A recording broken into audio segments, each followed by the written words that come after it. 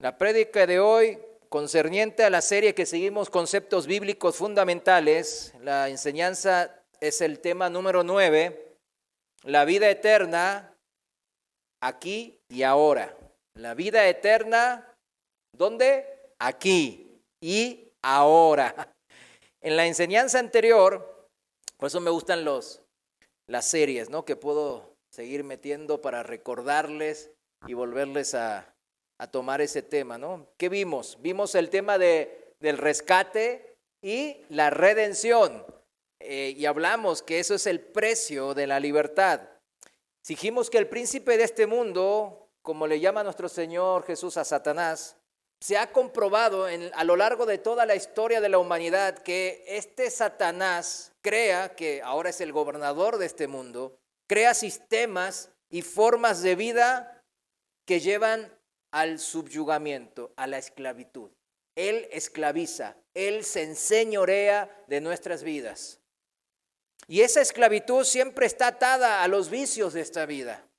La Biblia denomina estos vicios las obras de la carne.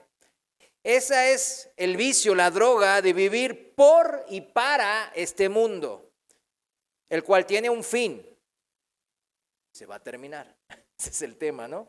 Vivir por algo, principalmente que se va a terminar. Hoy vamos a ver que en esta vida sí tenemos que hacer el máximo esfuerzo, cada uno tiene dones y talentos naturales que debe desarrollar en esta vida. Y vamos a relacionar eso a lo que el Señor nos muestra en lo que es la vida eterna. Pero volviendo a lo que hablábamos de las obras de la carne, cómo el diablo se enseñorea a través de ellas, de las vidas de nosotros. Pero el consejo de Dios siempre nos advierte que esa forma de vida, la de el príncipe de este mundo, siempre lleva a un lugar que es la muerte, y la muerte eterna. Dios nos quiere dar libertad de esa muerte, de esa vana manera de vivir. ¿Por qué es vana? Dijimos, porque nomás está en las cosas que se van a terminar, que van a tener un fin, o sea, se van a acabar. Por eso la Biblia lo llama vana manera de vivir. Dios nos quiere dar libertad de eso.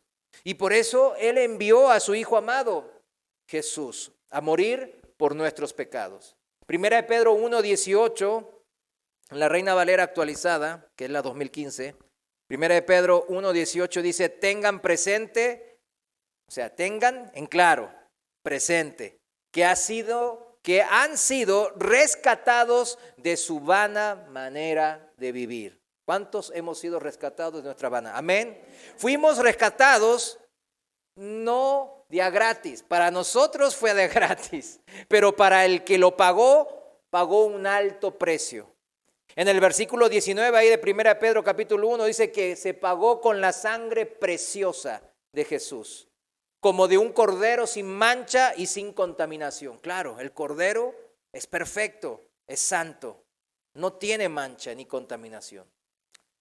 Y hagamos memoria de lo que aprendimos el miércoles pasado. Dijimos que no era que Dios exigía la sangre de un inocente. Vieron como las culturas, ¿no? Dios exige la sangre de un niño, de una virgen, de no sé qué.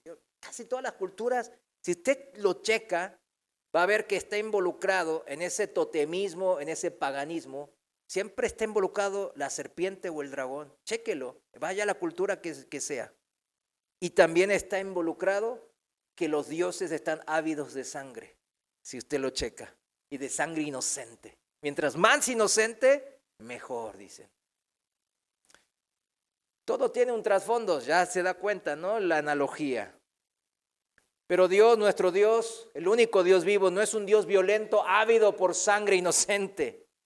Es que es la ley moral o espiritual de Dios la que es clara. La paga del pecado es muerte. O sea, ¿cómo se puede pagar por el pecado cometido? Con la muerte. Romanos 6:23. No hay otra forma de pago. No es que hay tarjeta de crédito, efectivo y transferencia. No. Nomás hay una manera de pagar y esa es con la muerte. Y Él jamás va a romper su propia ley moral. ¿Por qué? ¿Qué dijimos la semana pasada? 2 Timoteo 2:13 es el pasaje para los que anotan. Que Dios no puede negarse a sí mismo. Es imposible que Dios se niegue a sí mismo. Dios no va a traicionar su misma esencia, su carácter eterno, su forma de ser, como ser divino, único y perfecto, santo y puro. Jamás. Él no es un Dios corrupto o corrompible. Nuestro Dios, el único Dios verdadero, es un Dios fiel, un Dios ordenado.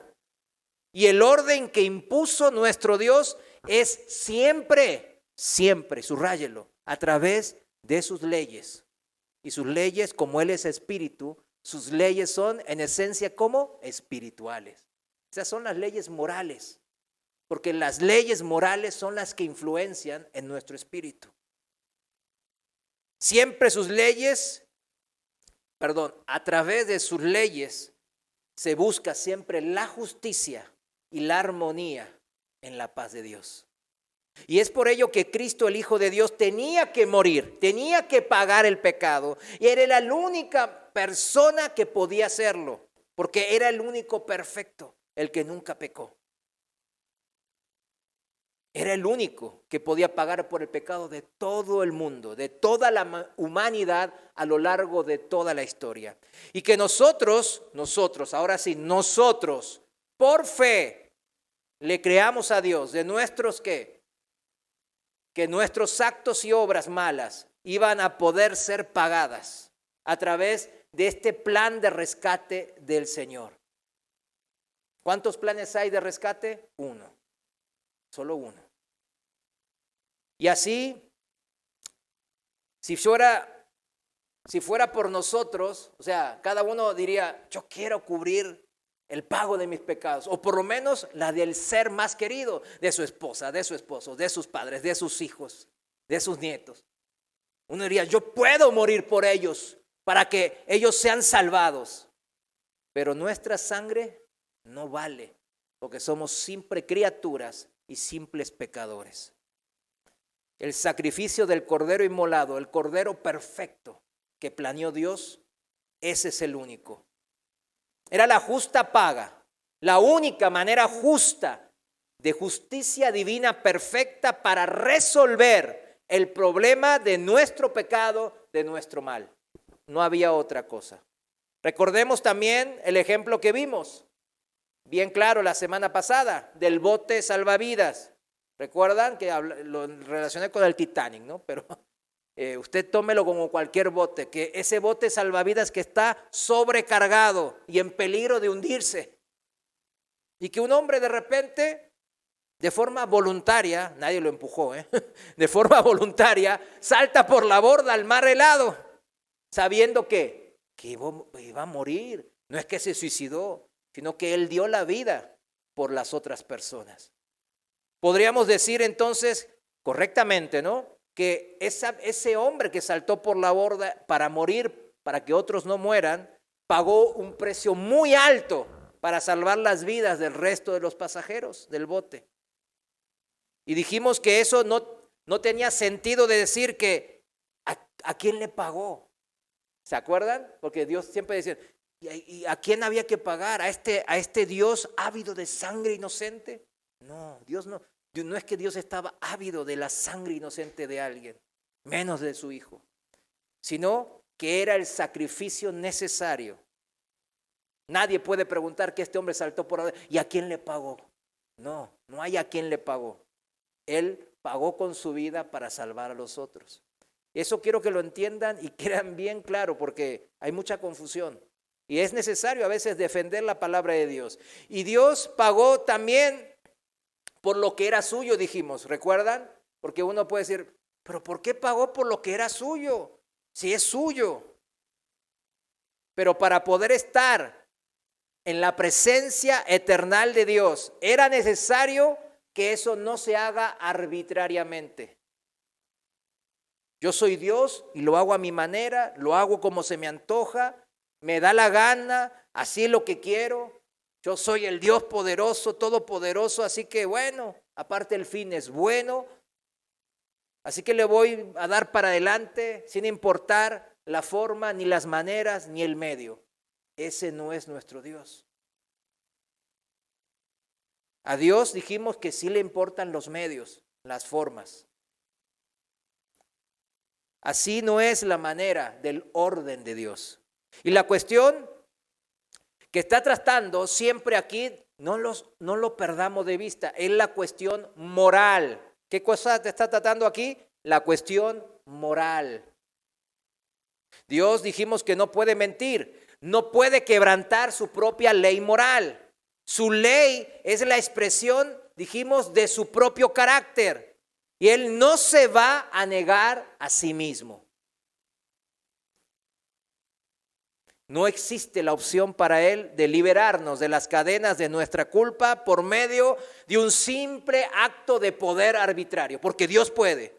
Y sí, claro que Dios puede, pero Él jamás va a actuar así. No está en su esencia, no está en su carácter. La única forma de hacerlo, porque es una cuestión moral, era pagar primero el castigo que exigía su ley moral.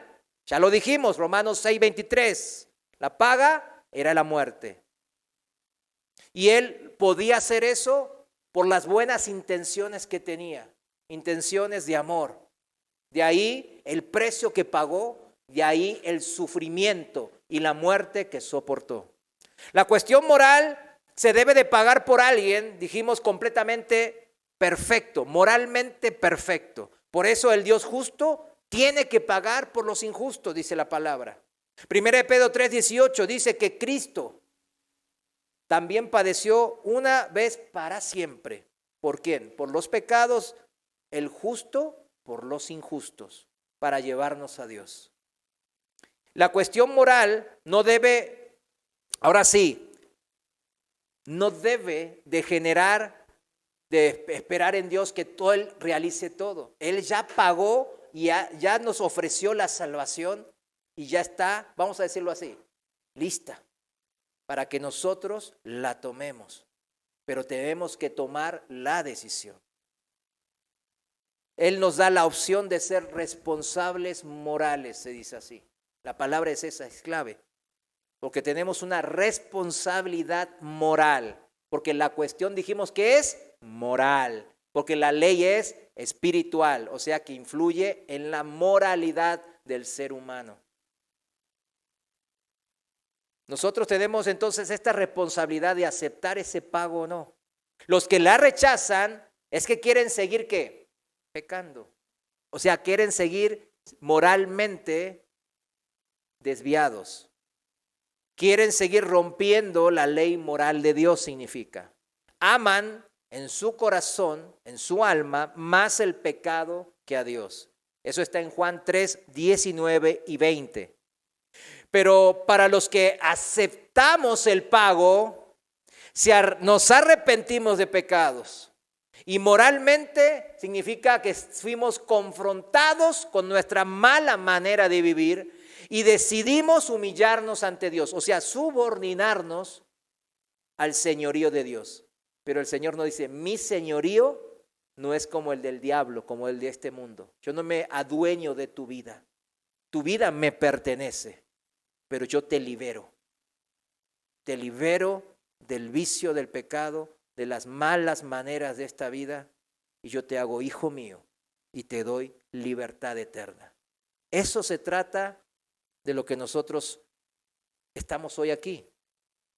Eso es recibir la gracia de Dios.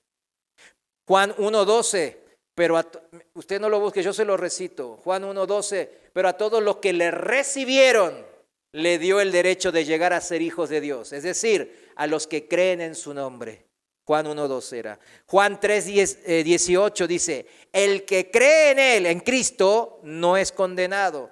Pero el que no cree ya ha sido condenado, porque no ha creído en el nombre del unigénito Hijo de Dios. Juan 5:24. En verdad os digo, el que oye mi palabra y crea al que me envió, tiene vida eterna y no viene a condenación, sino que ha pasado de muerte a vida. Hemos alcanzado, mis hermanos, esta libertad del pecado, que es la enseñanza pasada. ¿La libertad de qué es? Del pecado, de la vana manera de vivir.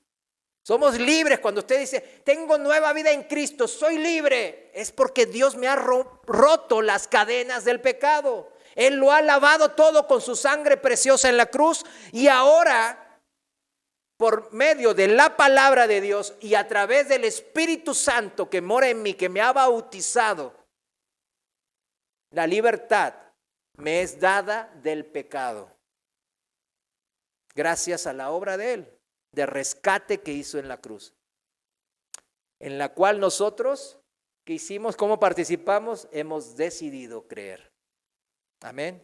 Por eso dice el apóstol Pablo en Gálatas 5:1, acompáñeme ahí ahora sí. Gálatas 5:1, en la Reina Valera actualizada, nos exhorta el apóstol Pablo aquí. Fíjense, estén pues, dice, firmes en la libertad con que Cristo nos hizo libres. Y no se pongan otra vez bajo el yugo. ¿Bajo el yugo de qué? De la esclavitud. ¿De qué esclavitud está hablando el apóstol Pablo aquí? Del pecado.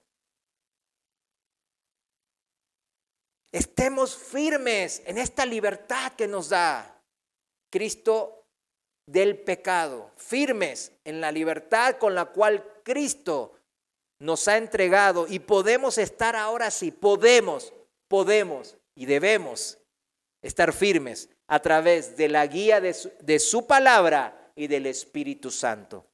Pero ¿quién le va a hacer caso si no está convencido de la verdad de la Biblia, de la palabra de Dios y del señorío que tiene el Espíritu Santo, que es Dios en nuestras vidas? Porque si hemos creído, aquí está el Espíritu Santo morando con nosotros. Entonces, ¿estamos convencidos de la verdad de la Biblia? Esa es una pregunta importante. ¿Hay duda o hay convencimiento? Y estamos convencidos entonces que hay un señorío, o sea, que Dios es Señor de mi vida, es dueño de mi vida. Lo bueno es que acabamos de mencionar en cómo Él es dueño, dándonos libertad. Dijimos que por eso siempre para identificar una iglesia, si tiene sana doctrina o si está mal, es simple. Si en el liderazgo se quieren enseñorear de su vida, hermano, tiene que dar más ofrenda, la típica, ¿no? O tiene que servir sí o sí. Aquí nosotros decimos que tienen que servir, pero no los obligamos.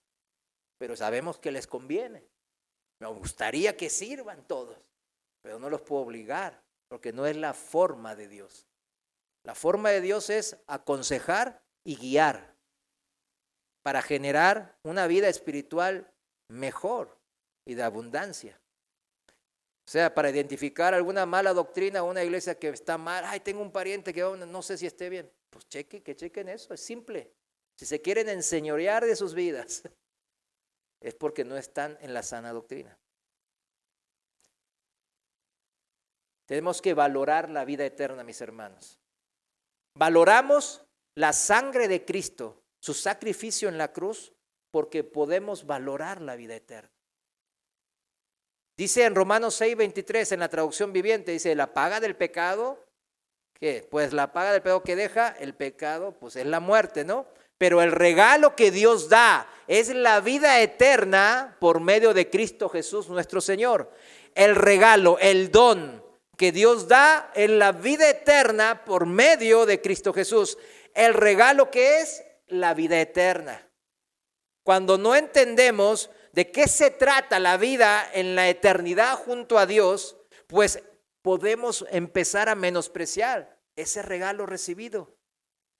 No nos importa entonces el alto precio pagado por ese regalo. Pues la analogía es simple, ¿no? Si alguien nos regala un carro, pues sabemos que alguien pagó un alto precio por ese. Usted va a estar contento, ¿verdad? ¿Cuántos van a estar tristes? Ay, me regalaron un carro. Yo quería otro mejor, una camioneta, un carrito me dieron, una Chevy nomás. Nadie va a estar haciendo eso. O sea, como dicen aquí en México, ¿a la gorra qué? ¿No hay quien?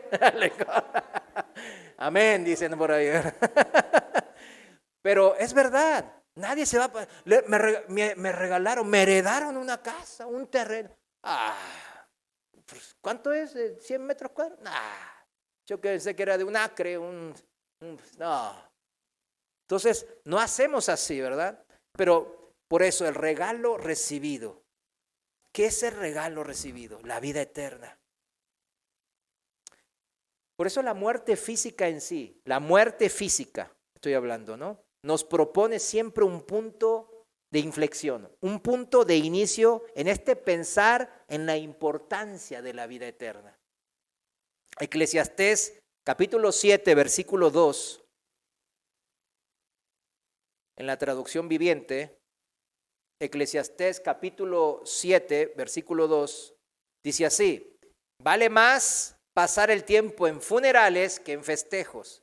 Al fin y al cabo, todos morimos. Así que los que viven deberían tenerlo muy presente.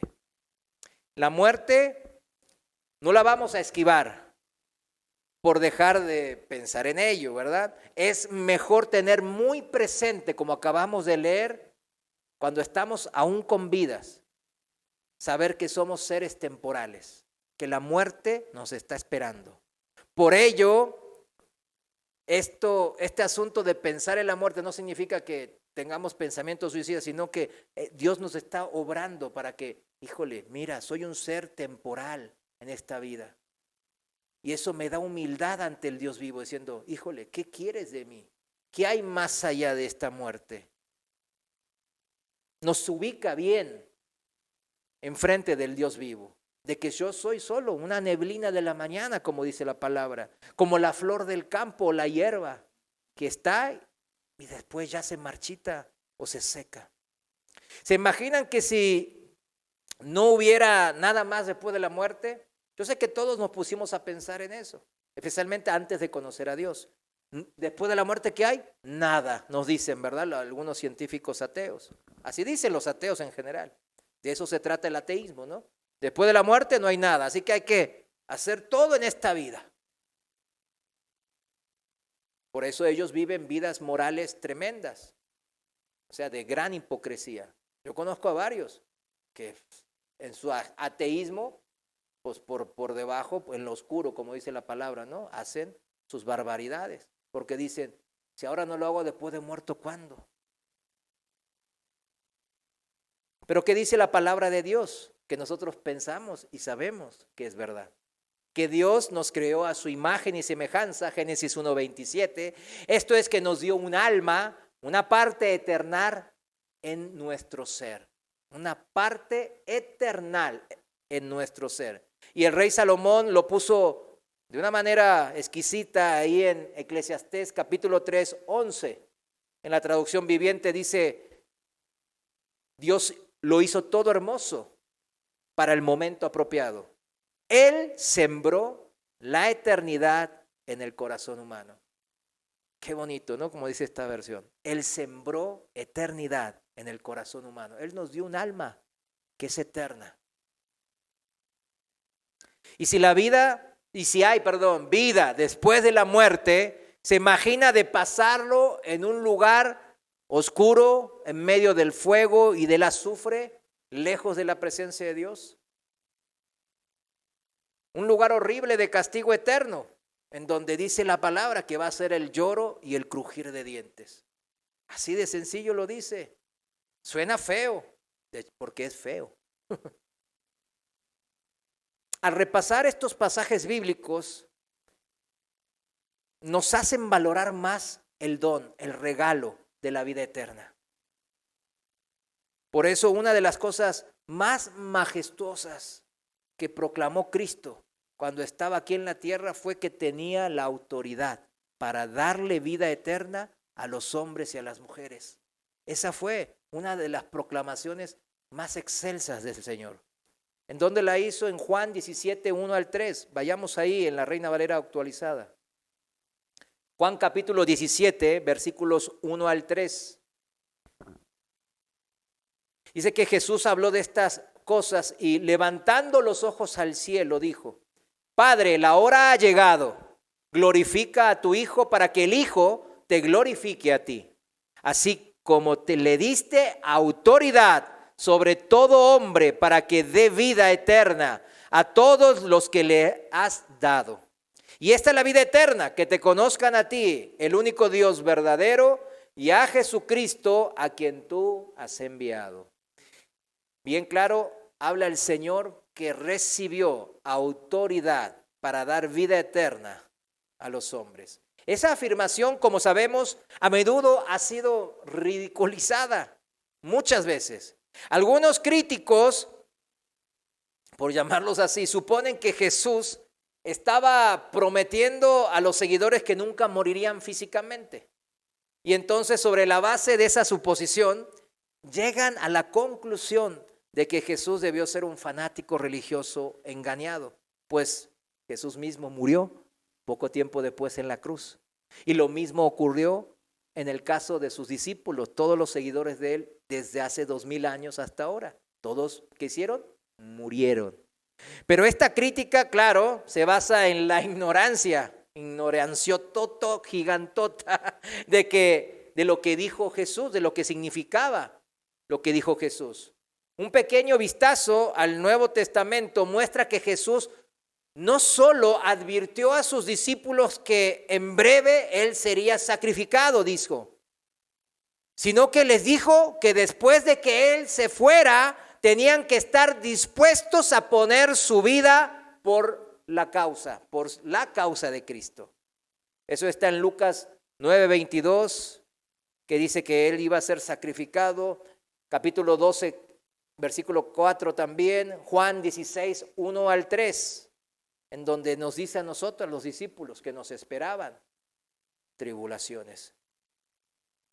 Está más que claro que la afirmación de Jesús, que tenía autoridad para dar vida eterna a los hombres, no significaba que no morirían físicamente.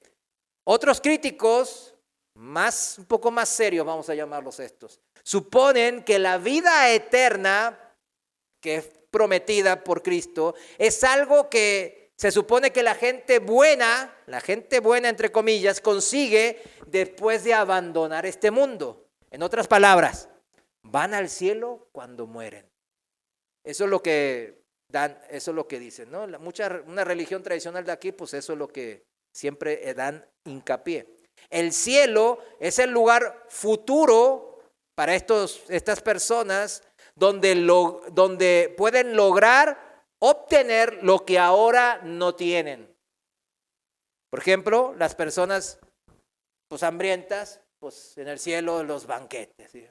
Se fijan, ay, la cena del Cordero de Dios, tanto va mirando. Los mismos, los pobres o los oprimidos, los incapacitados, los que padecen una cierta incapacidad física quizás, o mental, los enfermos, pues van sobre lo que no tienen. En el cielo pues tengo salud, en el cielo tengo esto, en el cielo hay esto, en el cielo no hay necesidad de dinero, etcétera, etcétera.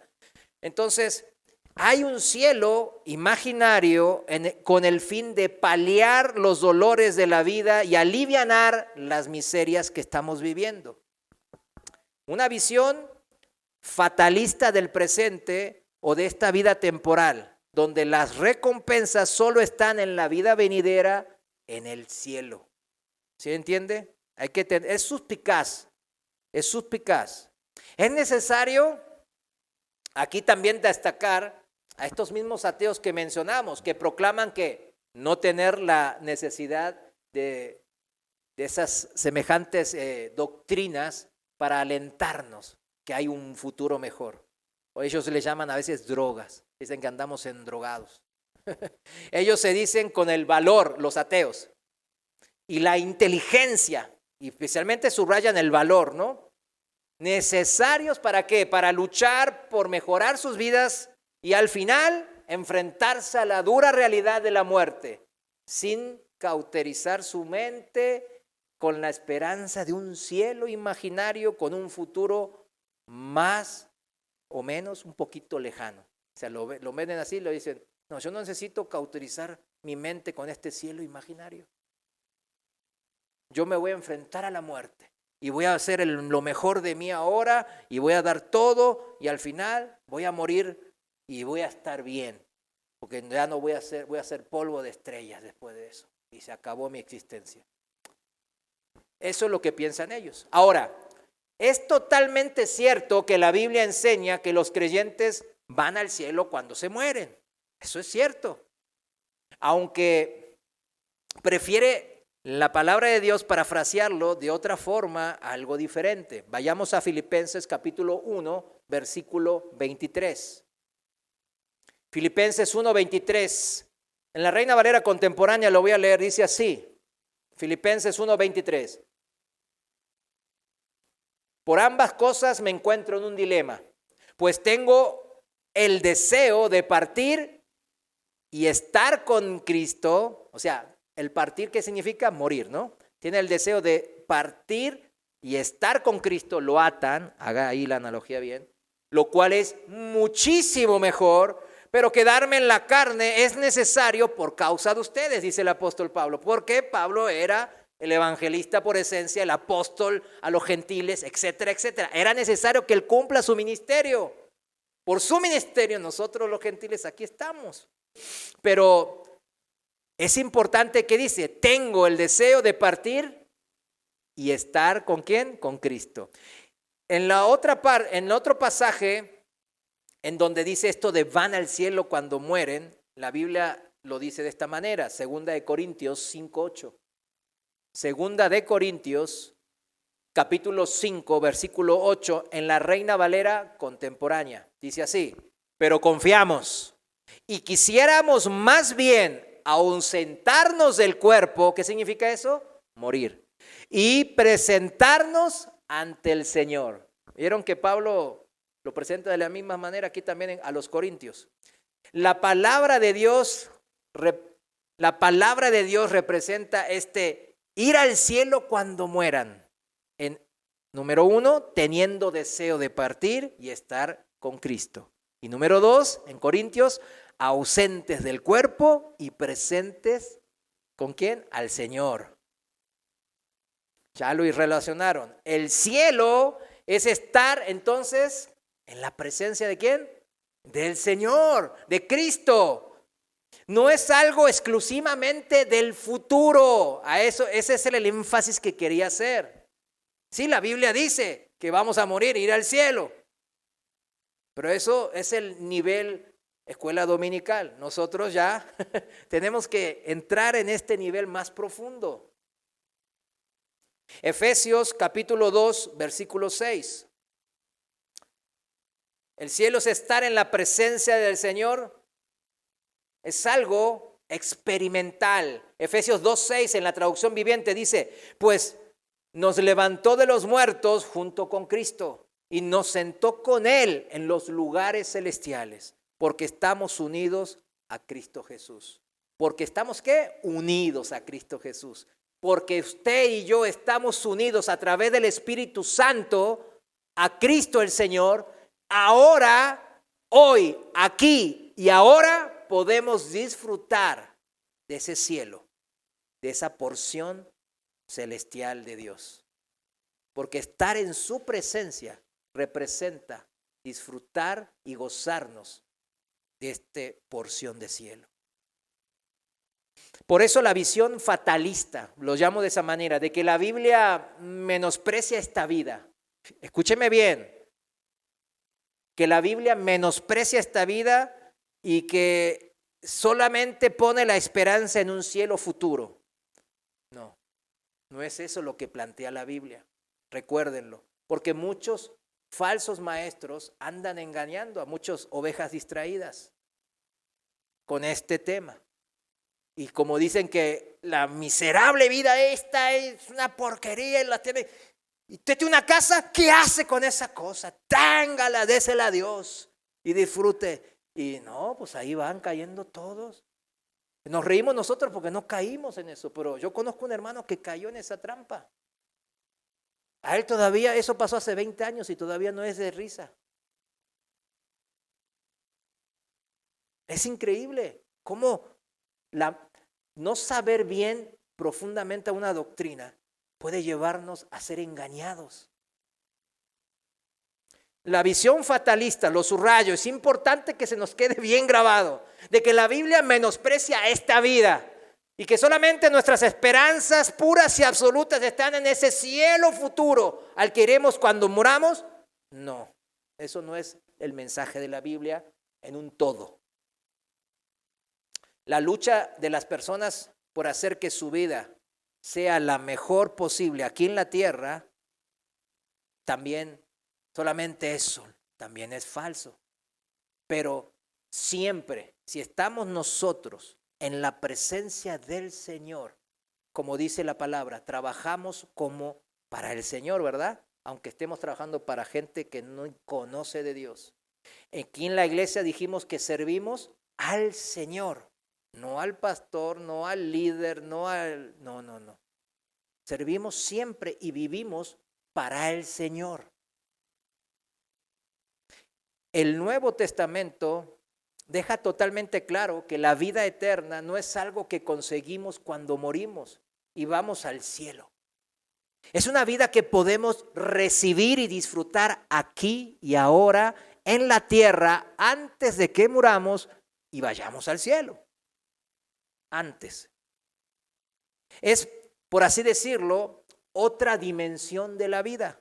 Por encima y más allá de la vida meramente física, emocional, estética, intelectual, que los seres humanos, nosotros los hombres, disfrutamos de una manera natural. Va más allá, es una dimensión arriba de eso. Es la vida a la que se refería Cristo cuando dijo en Mateo 4:4, escrito está, no solo de pan vivirá el hombre, sino de toda palabra que sale de la boca de Dios. Imaginemos, si es posible, un matrimonio que consistiera nada más de una unión física. Un matrimonio en el que el hombre y la mujer nunca se hablan, nunca comparten sus pensamientos, lo que piensan, ¿verdad? Nunca comparten lo que tienen, sus alegrías, sus temores, sus pesares. No comparten hobbies o su amor por la música quizás o por esto y lo otro. Y que nunca llegan a conocerse el uno al otro. Ese matrimonio sería poco más que animales apareándose. Perdón la expresión. Pero eso es lo que serían. Carecería de la verdadera dimensión humana. Estamos hablando de dimensiones, por eso hice este ejemplo, esta analogía. De forma similar, mis hermanos, y aquí viene el eje de la enseñanza de hoy. Un ser humano que se contenta con disfrutar la vida a un nivel nomás físico, emocional, estético e intelectual, pero no quiere saber nada de la comunión espiritual con Dios. Se está perdiendo el nivel más elevado de la vida aquí y ahora. Ese es el problema. Más aún, está en el terrible peligro esa persona que no quiere disfrutar del nivel más elevado de la vida, de disfrutar ese pedacito, esa porción del cielo. Ahora, aquí y ahora. Esa persona está en peligro de muerte, está en peligro de quedarse sin la vida eterna en el mundo venidero. Por eso muchas veces nosotros cuando estamos evangelizando, claro, nosotros no podemos cortar el evangelio y mocharlo. Dentro de ese está, pues dice bien claro Juan 3, los que no quieren creer, pues se condenan. Es como parte del evangelio. Ahora, no podemos nomás vender la idea de te vas a quedar sin la vida eterna y el mundo venidero. Es que ellos ni saben de eso, ni creen en eso. ¿Sí me entiende? Por eso estamos hablando de este tema. La vida eterna es disfrutar de la relación de Dios aquí y ahora. Ese es el centro, la esencia del cristianismo. El Nuevo Testamento es explícito de esto. Vayamos a Juan capítulo 3, versículo 36. Sigo en la Reina Valera actualizada. Juan 3, 36 dice, el que cree en el Hijo, en Cristo, tiene vida eterna. Notemos el tiempo. ¿Cuál es el tiempo? Tiempo presente del verbo, ¿no? La vida eterna la tiene aquí y ahora. Por otro lado, añade una advertencia aquí en el versículo 36, dice, pero el que, en la versión esta dice, el que desobedeciere al Hijo, en la Reina Valera 1960 dice, el que rehúsa creer, no verá la vida, sino que la ira de Dios permanece sobre él. Vieron que el Evangelio pues incluye eso también, la advertencia de la condenación. Pero es importante señalar la primera parte, hacer énfasis en la primera parte. La vida eterna es en tiempo presente. El que tiene al Hijo tiene vida eterna. Es ahora, mis hermanos. El tiempo presente permanece. Es en el aquí y en el ahora que uno decide aceptar la vida eterna y vivirla. Aquí, por tanto, tenemos que captar otra dimensión. La vida eterna de la que habla el Nuevo Testamento no es lo mismo que la existencia eterna. No, no es lo mismo. Todos los seres humanos sobreviven a la muerte de sus cuerpos, todos. Todos, después de la muerte viene el juicio, dice la palabra. Todos tenemos vida después de la muerte física. Todos existiremos eternamente. Porque todos los seres humanos fueron creados a imagen y semejanza de Dios. Hay eternidad, Eclesiastés 3:11 dijimos. Hay eternidad en nuestro ser interior, que Dios la puso. Pero algunos existirán en ese estado eternal que la Biblia denomina no vida eterna, sino muerte segunda. Algunos van a existir en ese estado de muerte segunda. Eso está en Apocalipsis capítulo 20, versículos 11 al 15. Y eso lo vamos a ver al final de la serie. Las malas noticias van al final. Así como en el último versículo de Juan 3, en el 36, al finalito, el apóstol Juan menciona esto de la condenación. Bueno, entonces, ¿qué significa tener vida eterna? Número 1. Tener vida eterna significa compartir la vida de Dios. ¿Qué significa tener vida eterna? Número 1, tener vida eterna significa compartir la vida ¿de quién? De Dios. Dios es vida. Yo no soy vida. O sea, esta vida que tengo, ¿quién me la prestó? Dios. Lo bueno es que en México dicen, ay, que mientras Dios me preste vida, y yo cuando apenas vine aquí, yo escuché esa palabra, me resultó bien bíblica, dije, órale, es bien bíblica, que Dios, mientras Dios me preste vida, nos vemos mañana, etcétera, etcétera. Y sí, nosotros, ¿qué significa? Pues compartir la vida eterna, significa la vida eterna, la vida de Dios significa la vida eterna. En la terminología, en el Nuevo Testamento, hasta que las personas entran en una relación personal con Dios y llegan a conocerle, antes de eso están, dice la Biblia, muertas. No físicamente muertas, sino espiritualmente muertas. La famosa parábola del hijo pródigo nos provee un buen ejemplo. ¿Acerca de qué? Del uso de la palabra muerto en este sentido espiritual. Hablando con su hijo mayor, rápido les digo para ir avanzándole en el tiempo, el padre, hablando con su hijo mayor que se estaba quejando, después del regreso de su hijo menor, el hijo pródigo, el padre le dice, fíjense, vaya Lucas 15:32, Reina Valera actualizada,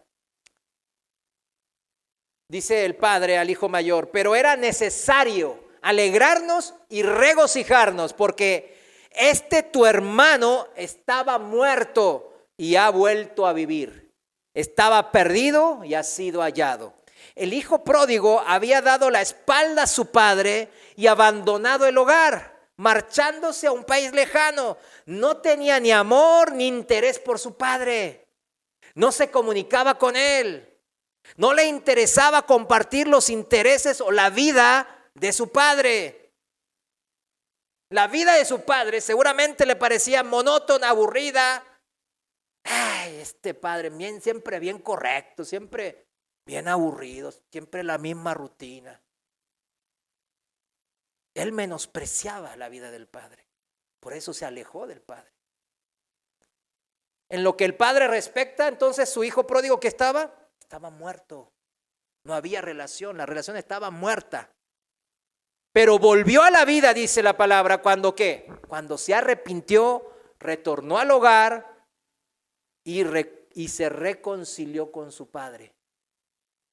De forma similar ocurre cuando las personas que han ignorado a Dios y han estado espiritualmente muertas se arrepienten y se reconcilian con Dios. Entonces comienza una nueva vida. Comienzan a vivir espiritualmente. Cuando las personas se arrepienten y se vuelven a Dios, no solo descubren a Dios como quien descubre, digamos, cuando un sordo descubre, de repente recibe le escucha, ¿no? O un ciego recibe la vista. Imagínense ese momento. Ahí en YouTube aparecen varios de esos tipos de videos, ¿verdad? Había un aparato había un niño que era sordo y le dieron ese aparato y podía oír por ese aparato. Se puso a llorar el bebecito, ¿sí lo vieron eso a mí?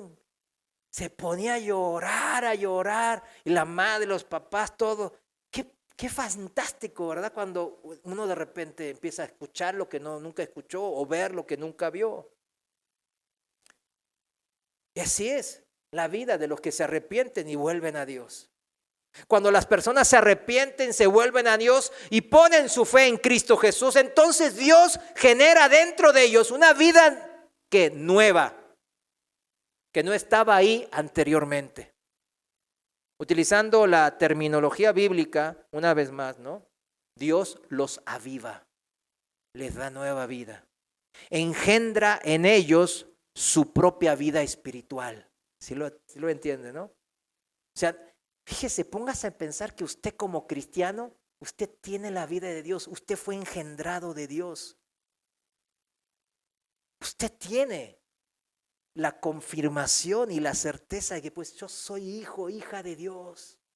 ¡Qué hermoso! Dios nos engendró a través de su propia vida. Igual que un padre humano en la carne transmite su propia vida física al niño que engendra. Por eso se parecen los hijos físicamente en algo a los padres. Efesios 2:4 y 5. En la Reina Valera actualizada seguimos. Versículo 4 dice: pero Dios, quien es rico en misericordia, a causa de su gran amor con que nos amó, aún estando nosotros muertos en delitos, nos dio vida juntamente con Cristo. Por gracia son salvos. Una analogía aquí. Una bombilla de estas de luz, ¿no? Que está guardada. ¿Genera luz? No. Hay que sacarla de su envoltorio. Digamos que hay una lámpara, ¿no? Que está ahí, pero que no está conectada. Entonces uno la pone a la lámpara y va a prenderse. Tampoco. ¿Cuándo se va a prender? Cuando alguien conecte la lámpara. Que la bombilla esté sobre la lámpara y que alguien conecte a la corriente eléctrica. Ahí va a dar luz hasta que esté conectada. Cuando eso sucede, la corriente eléctrica pasa a través de la bombilla y eso se transforma en algo vivo, generando luz. Esa es la vida del cristiano. Se está compartiendo la vida del Padre Celestial, mis hermanos. No es una cosita. Número dos, el regalo de la vida eterna establece una relación personal entre su receptor, nosotros, y Dios. Número 2, el don de la vida eterna establece una relación personal, subraye personal, entre nosotros, su receptor, el receptor del regalo, y Dios. Dice, una computadora puede, por medio de los software modernos, puede aprender, es más, una aplicación en el celular, a reconocer la voz de un hombre que lo esté utilizando, ¿verdad? Todo lo que este hombre tiene que hacer para que le reconozca su voz es hablar en presencia del ordenador, del software, del programa, y este va a reproducir en la manera que Él quiera. Por ahí quiera que escribir lo que Él diga por palabra o quiera que lo guarde en un audio. Ese programa lo va a hacer. Pero el ordenador, la computadora o la aplicación o el software, llámele como llame, nunca conocerá al hombre de la misma forma que su hijo o su esposa o su padre le conoce a usted. Nunca. Reconoce su voz y la imita o la reproduce por escrito, por audio. Pero nunca lo va a llegar a conocer como su hijo o como su esposa o esposo. Nunca amará al hombre como lo hace un familiar. El ordenador no tiene vida humana. Pero cuando el hombre engendró a sus hijos y les transmitió su propia vida, junto a esa vida los niños recibieron la capacidad de conocer y amar a su padre y de disfrutar una relación con él. De eso se trata la familia. Los hijos tenemos, ¿qué? Pues el derecho de poder disfrutar de la relación con nuestros padres. Por eso ahora con los divorcios están rompiendo ¿qué? ¿Qué es lo que primero se rompe? ¿Qué es lo que primero se destruye? La vida de los hijos. Ese es el problema. La vida de los hijos. Porque ellos pierden eso que tienen derecho a disfrutar de su padre y de su madre. De manera similar, cuando Dios transmite su propia vida espiritual a las personas, a los que hemos creído, las aviva y las regenera, establece una relación entre Él y ellas. Y ellas le conocen y le aman. Nosotros, por decir, ¿no? Nosotros le conocemos y le amamos. Por eso dice en la palabra, en Juan 17:3 que leímos, y esta es la vida eterna, que te conozcan a ti, el único Dios verdadero, y a Jesucristo a quien tú has enviado. Es algo que en la iglesia de ahora pues no quieren leer la Biblia, no quieren aprender quién es Dios. Y por eso caen y tropiezan o no pueden disfrutar de esa porción de cielo en el aquí y en el ahora. ¿Cuántos hermanos en Cristo conocen? Dentro de los que ustedes van a tener varios ejemplos en que la palabra de Dios aférrate a la palabra, otra vez con el mismo cuento. Vamos por el milagro, vamos por lo grandilocuente, ¿verdad? El gran milagro, esto y lo otro, la gran manifestación, el gran don espiritual de esto y lo otro.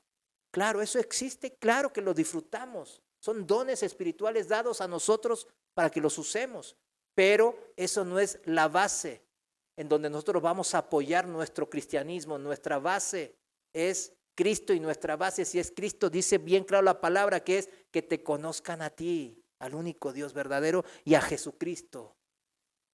Conocerle va a hacer que le amemos más y más. Porque no es como los hombres, por ahí conocemos, todos tenemos historias diferentes. Y conocemos a nuestro padre y mientras más lo conocemos, pues, como que no cuadra.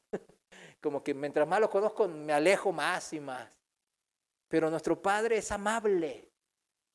En los dos sentidos de la palabra lo digo. Amable, pero amable, se da para amar. Mientras más lo conocemos, más le podemos amar. De eso se trata. Compartir la vida del Padre y así poder establecer una relación personal con Dios viene. Entonces, de esto viene el entendimiento del punto 3. Punto 3, la vida eterna es un regalo presente, una posesión eternal. ¿Qué es? Un regalo presente, ahora lo hemos recibido, y es una posesión que nos dan, ¿qué? Eternal. Lo vimos un poco con la vida de Abraham el domingo, ¿no? O sea, las promesas eran eternales. No tenía tiempo de vencimiento. Y este don de la vida eterna tiene vencimiento, no, porque es justamente el mismo don, dice que es vida eterna. Es una posesión por eso eterna que nos es dada. La vida eterna, por tanto, no es afectada por la muerte en el cuerpo física. El cuerpo humano, tal como lo conocemos aquí en la tierra, es comparado en el Nuevo Testamento como una tienda de campaña. Se adaptan bien a nuestros tiempos, a esta vida, al peregrinaje en esta tierra. Este cuerpo no lo podemos despreciar o menospreciar. Ay, este cuerpo se va a pudrir, así decían los helenistas, ¿verdad? Los romanos, los griegos, y por eso en los templos de ellos fornicaban y hacían toda clase de perversiones sexuales. ¿Por qué? Porque menospreciaban este cuerpo. Pero la Biblia, ¿qué nos dice? Que este cuerpo es el templo de Dios. Y es una tienda de campaña. Las tiendas de campaña son buenas ¿para qué? Para el peregrinaje, para andar por ahí, por el campo, por el desierto, acampando, yendo de aquí y allá, sin arraigarnos a algo. Porque cuando nos arraigamos a algo en esta vida, lo que sea, póngale lo que sea, se transforma en un ídolo. Por eso este cuerpo no lo menospreciemos. Dios lo hizo perfecto para esta vida de peregrinaje. Amén. ¿Es relativamente frágil? Sí. Se desarma, se derrumba con facilidad.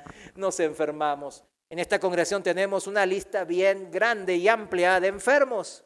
Y no están ahí en la lista. Y yo sé que varias hermanas y hermanos están también con dolencias. Yo padezco de ciertas dolencias de repente. Otra vez les dije que Dios me sanó de aquí, me tenía con todo el dolor de espalda. Gracias a Dios ya no lo tengo. Es algo increíble, ¿no? Pero así como Dios lo hizo perfecto para el peregrinaje por esta tierra y esta vida temporal, también se derrumba y se desarma para entender nosotros nuestra fragilidad, que somos de vuelta, lo repito, flor y hierba, que se seca y se marchita. En cambio, sabemos que nosotros en la resurrección de los muertos, cada creyente recibirá un cuerpo glorificado, diseñado para expresar nuestra personalidad en la perfección redimida y descrito por el apóstol Pablo como un edificio de Dios, una casa eterna en los cielos. Eso está en 2 de Corintios 5, capítulo 5, versículo 1. Lo voy a leer ahora. En la Reina Valera actualizada seguimos. 2 de Corintios 5:1 dice, porque sabemos que si nuestra casa terrenal, esta tienda temporal, se deshace, tenemos un edificio de parte de Dios, una casa no hecha de manos, o sea, manos humanas, sino eterna en los cielos. Más aún, junto a la vida eterna, vienen todas aquellas otras cosas que Dios nos da a todos los que creemos y los que deseamos servir a Cristo. Así las Escrituras señalan, y con esto vamos a cerrar hasta el día de hoy este mensaje. Las Escrituras nos señalan, vamos a poner punto A o punto 1 como quiera. Los otros ya terminamos en los 3 puntos, ¿no? Y ahora estamos viendo que junto a esta vida vienen que todas aquellas cosas que el Señor quiere adherirnos, que desea para nosotros desde el hoy y el ahora. Y el número 1, desde hoy y el ahora, es la salvación. Nos está diciendo la promesa que es eterna. Hebreos 5:9 dice, y habiendo sido perfeccionado, llegó a ser autor de eterna salvación para todos los que le obedecen, o sea, todos los que creen en Cristo. Ya que llegó a ser autor de eterna salvación, que nadie le quite la seguridad de esa eterna salvación, mis hermanos. Nadie. Número 2, o B, la redención y sus efectos son eternos. Hebreos 9:12. Dice que Jesús entró una vez para siempre en el lugar santísimo, logrando así eterna redención. Ya no mediante sangre de machos cabríos ni de becerros, sino mediante su propia sangre. O sea, la redención y los efectos, las consecuencias de esa redención brindada por Cristo en la cruz son ¿qué? Eternos. Número 3, o C. La herencia prometida a aquellos que confían en Dios es eterna también. La herencia prometida a aquellos que confían en Dios es eterna. Hebreos 9:15. Dice así, por esta razón también es mediador del nuevo pacto para los que han sido llamados, reciban la promesa de la herencia eterna. La herencia es eterna. Nosotros somos hijos de Dios y por hijos somos herederos. Y esa herencia va a durar ¿para qué? Para siempre, para la eternidad. Vamos a hablar de esa heredad, de esa herencia, de la potencialidad que tiene esa herencia eterna en nuestra vida eterna en el mundo venidero, en el siguiente enseñanza. Y 4, o D, y la gloria que las experiencias y los sufrimientos de esta vida que producen esta vida en todos aquellos que amamos a Dios es eterna. Repito, la gloria de las experiencias y sufrimientos de esta vida temporal, de todos aquellos que amamos a Dios, es eterna. Esa gloria por este sufrimiento que tenemos en el nombre de Jesús es eternal. Segunda de Corintios, capítulo 4, versículo 17. Dice así la palabra. 4:17. Porque nuestra momentánea y leve tribulación produce, subraye produce, para nosotros un eterno peso de gloria más que incomparable. Hermoso, ¿no? Estos versículos, anótenlos, porque cuando estemos deprimidos, que estamos de repente en días malos, deprimidos, o que la fe nos está ahí desbalagando un poco, hay que leer esto, hay que leer estas promesas de Dios. Y conocer quién es nuestro Dios, quién es nuestro Padre Celestial y cuál es la magnitud de lo que nos promete y lo que nosotros vivimos aquí y ahora y en el mundo venidero. Este versículo 17 dice, en la traducción viviente dice, a nosotros nos produce una gloria que durará para siempre y que es mucho más, que es de mucho más peso que las dificultades. O sea, las dificultades, tribulaciones y problemas que vivimos ahora por ser cristianos nos producen una gloria que va a durar para siempre. O sea, cuando usted esté afligido, perseguido, emproblemado por ser cristiano, usted recuerde que la gloria esa durará para siempre. Dios le va a dar gloria como su hijo para siempre. Qué hermoso. Qué hermosa promesa. Y lo maravilloso es que esa vida eterna es un don gratuito que se otorga a todos aquellos que con verdadero arrepentimiento y fe aceptamos a Jesucristo como nuestro Salvador y Señor de nuestras vidas. El potencial que tiene la vida eterna entonces es sin fin. El potencial que tiene la vida eterna no tiene fin. La vida eterna, como la vida física, no es algo estático. ¿Qué es? No es algo estático. Vieron que cuando uno nace en esta vida física no se queda como bebé, sino que va creciendo, va aprendiendo cosas, a hablar, a caminar, a relacionarse, a respetar a los adultos, a convivir bien con los hermanos y después con los compañeros, después a desarrollar sus habilidades naturales, etcétera, etcétera. Así también tiene que ser nuestra vida eterna. ¿Y nuestra vida eterna cuándo empezó? Aquí y ahora. Póngase de pie. Y la siguiente semana seguimos con el potencial que tiene esta vida eterna desde aquí y hasta la eternidad.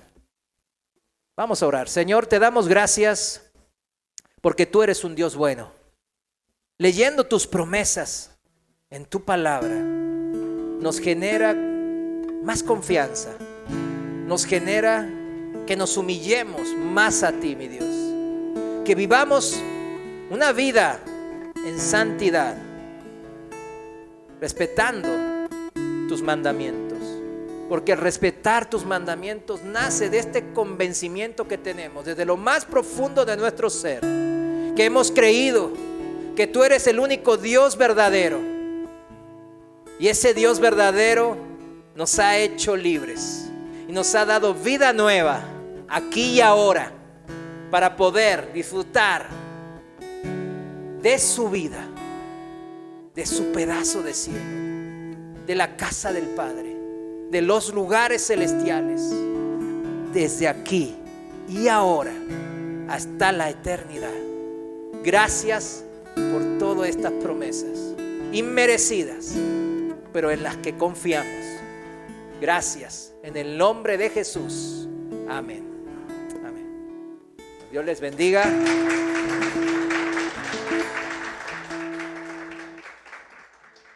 Entender la vida eterna.